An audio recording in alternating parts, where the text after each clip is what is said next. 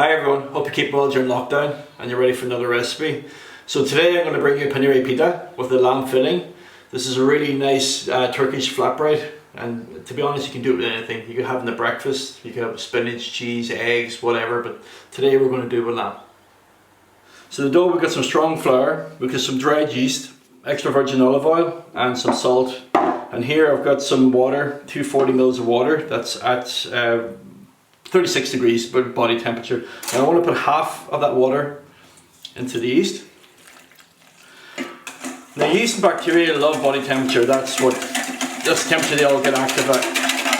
Just want to give that a little whisk and even for 1 minute.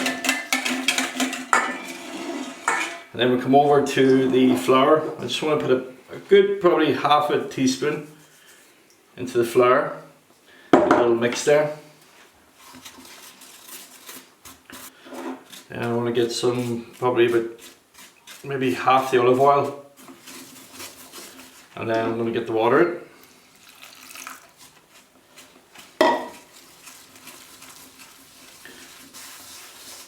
Yeah, that's starting to froth up,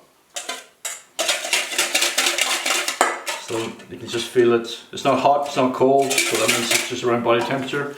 Just going to add that into it now.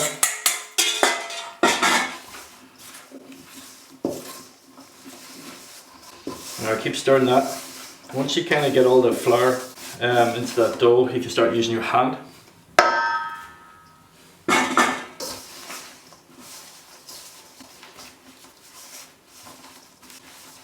I just want to add the rest of the olive oil.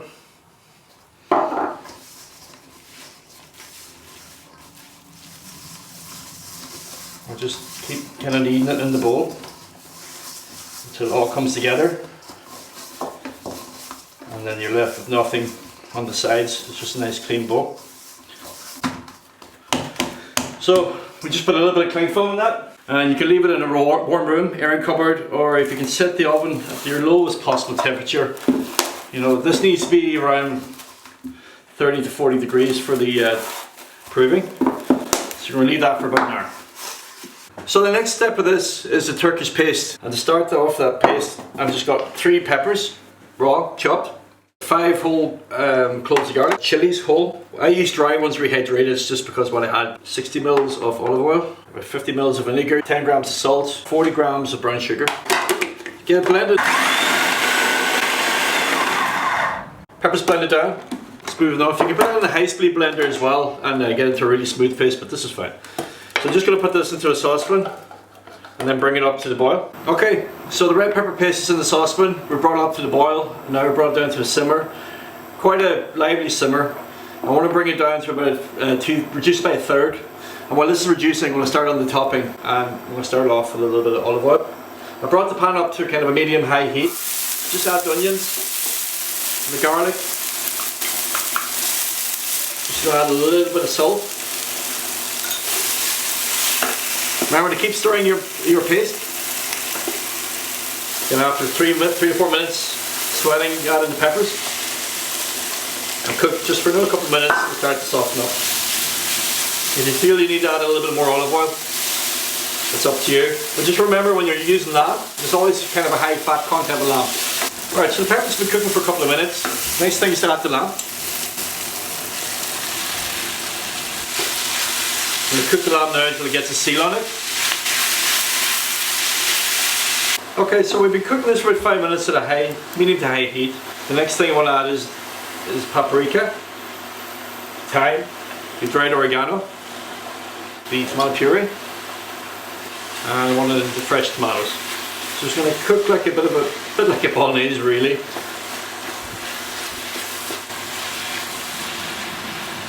Right, so all those ingredients are mixed together now. I want to put in about 1/3 of the pepper paste.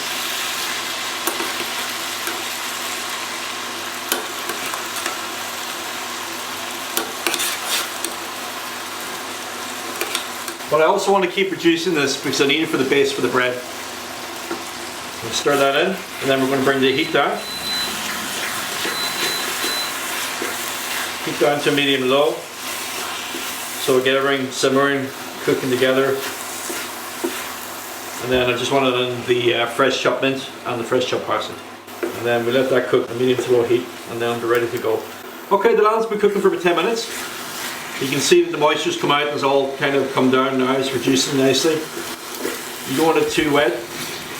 There's still going to be a lot of moisture in the pepper paste as well. I want to season it. We did put a little bit of salt in the start. Just want to put some salt and pepper now. Pepper paste has been reduced now about a half an hour. You can see it's getting exactly where I want it. So the next thing I want to do this now, I want to take it off and cool it down a little bit before I use it for the bread. Okay, so the red pepper paste is done. It's just cooling down. Our filling's cooling down and our bread dough is proved. You can see it's double its size. So the next thing we need to do, we need to take it out and get it kneaded.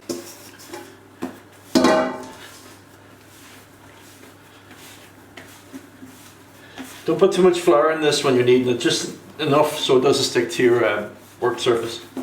Once you get a good knead on that, make sure it's all the oxygen's knocked out. You cut it in half. So we're going to make two flatbreads, which will do 8 people. Now, we get that into kind of a rectangle, a little bit of flour, a little bit on your rolling pin, and then roll it out.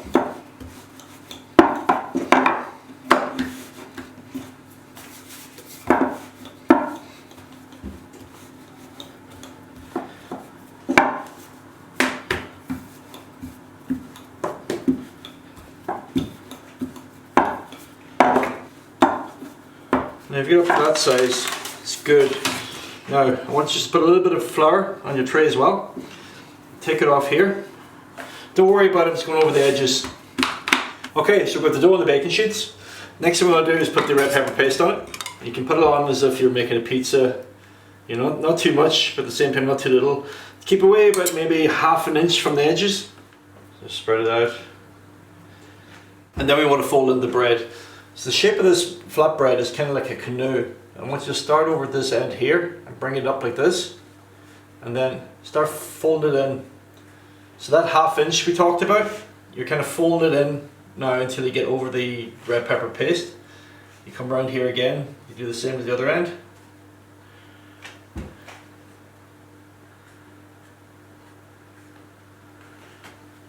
Like so.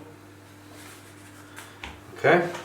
Alright, so next thing we want to do is just brush all the edges of the pastry with some extra virgin olive oil. That'll give it a lovely golden crust. Now it's time for the filling. You can put a generous amount of this in. As I said, you can do anything with this. You can put seafood in here, chicken. It's really nice with an egg as well.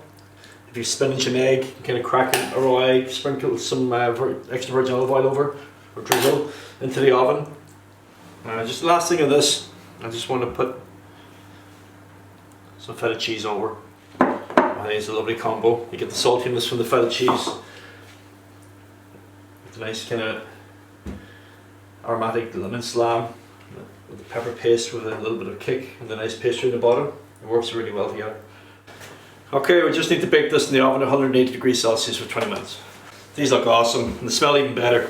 Alright, so after resting we just want to slice them up now. You just slice them as thin and as thick as you like.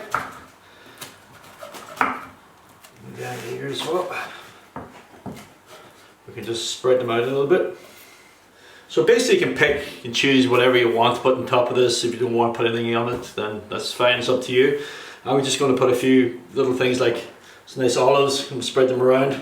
You know, this is for a family, so everybody can bring their plate up and help themselves with whatever they want. A few lemon wedges. Bring them around here. Some flat leaf parsley, and I've got some mint. You just spread it all around there like that. Be nice and messy, have some fun with it. Same with the rocket.